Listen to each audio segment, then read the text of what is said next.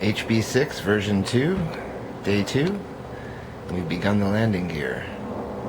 Not quite finished the landing gear yet, but as you can see, it gives me lots of clearance. Could probably put one of those fancy gimbals under there. So this is my first quad with official landing gear, and the landing gear right now with this 1/8 aluminum weighs a total combined weight of about 80 grams, 75 grams, so it's quite heavy.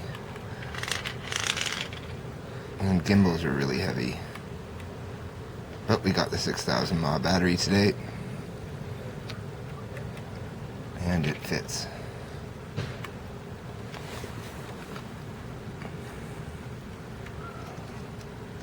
And unfortunately, all you sushi bowl haters, it looks pretty professional, I think. I don't know. If I didn't tell you it was a sushi bowl, you wouldn't know it was a sushi bowl, I don't think.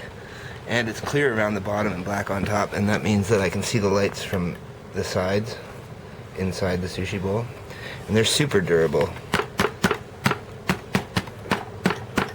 Super durable. I've crashed the HB2 with the sushi bowl so many times, and I'm only on my second sushi bowl, so the first one, well, the props took care of that one.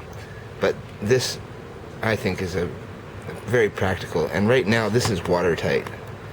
So this is pretty much watertight, reinforced with automotive adhesive around the lip of this lightweight base.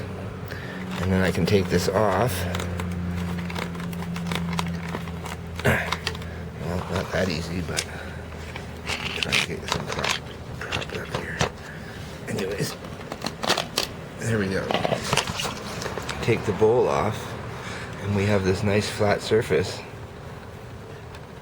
for the APM. Not that it matters, because once you level it, it's level. So it will be quite interesting to see.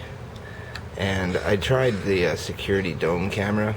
I have 3 of them, and none of the APM, like all the APM stuff, won't fit inside it. So the APM's just too big, and as well as it has the power module, which I want inside there. And I also want to have the FPV gear in there, so it's quite congested. And the ESCs will be going back here, I think.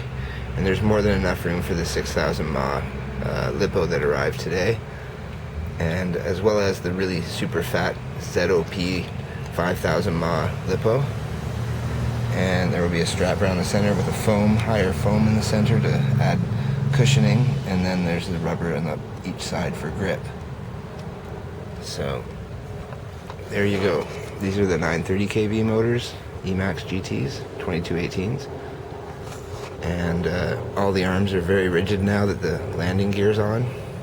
They were rigid before, but I was wondering in a crash they might not be so rigid. The 2 screws might not be enough, so now we've cross-braced them. They're locked into their angles.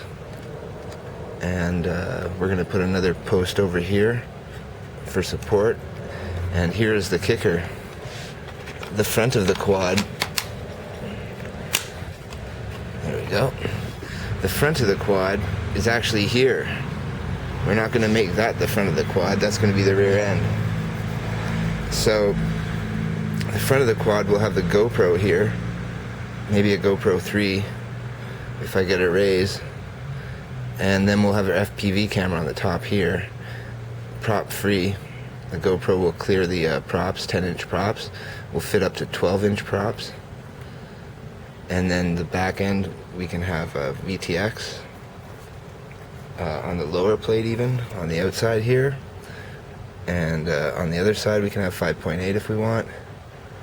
And we can have a servo with a drop winch, because I want to be able to drop a cell phone in search and rescue exercise. And then I could drop a cell phone to somebody who is stranded somewhere up in the mountains, or over a cliff, or over a ravine or something.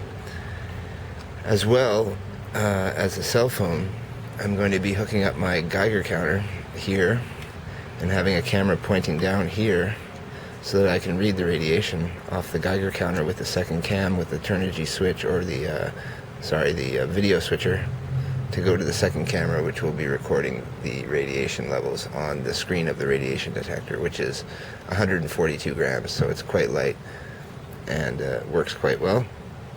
So there you go. A radiation detecting HB6.